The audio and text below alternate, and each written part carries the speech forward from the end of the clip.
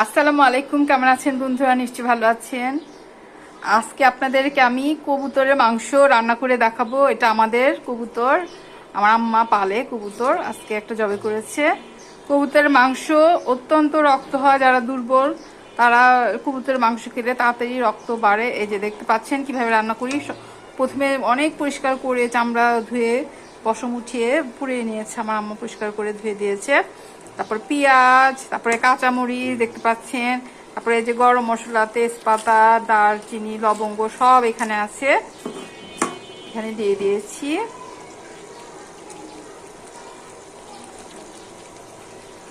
এখন এই হলুদ, মরিচ, ধনিয়া, জিরার গুঁড়া দিয়ে দিলাম।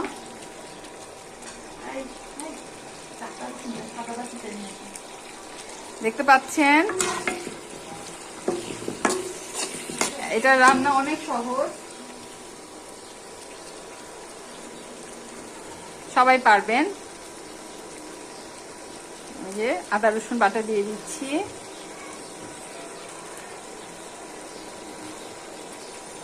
দেখতে পাচ্ছেন 1 টেবিল চামচের মতো। যেহেতু কবুতর মাংস অনেক অল্প, সেহেতু 1 টেবিল চামচে দিতে হবে। সব মশলা দিয়ে দিলাম।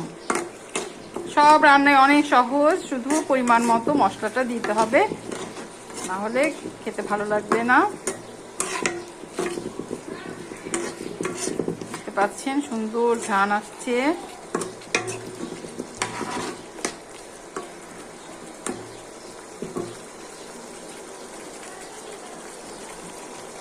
কষিয়ে নিচ্ছি।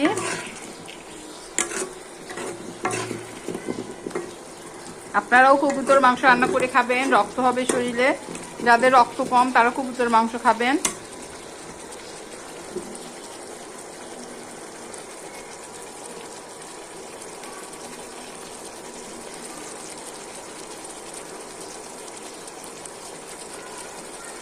পাচ্ছেন বন্ধুরা,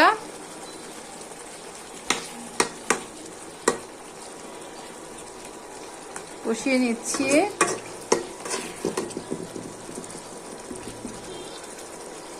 মাংসের সব মশলা দিয়ে, আদা রসুন দিয়ে, গরম মশলা, কাঁচামরিচ, পেঁয়াজ সব একসঙ্গে দিয়ে কষিয়ে নিলাম। কষানোর পরে এখন এটা সিদ্ধ হতে অনেক সময় লাগবে, তো পানি দিয়ে দিচ্ছি। আর কিছুই লাগবে না, এই যে পানি দিয়ে দিলাম। এখন এটা সিদ্ধ হতে থাকবে, সিদ্ধ হলেই হয়ে যাবে মজাদার কবুতরের মাংস রান্না।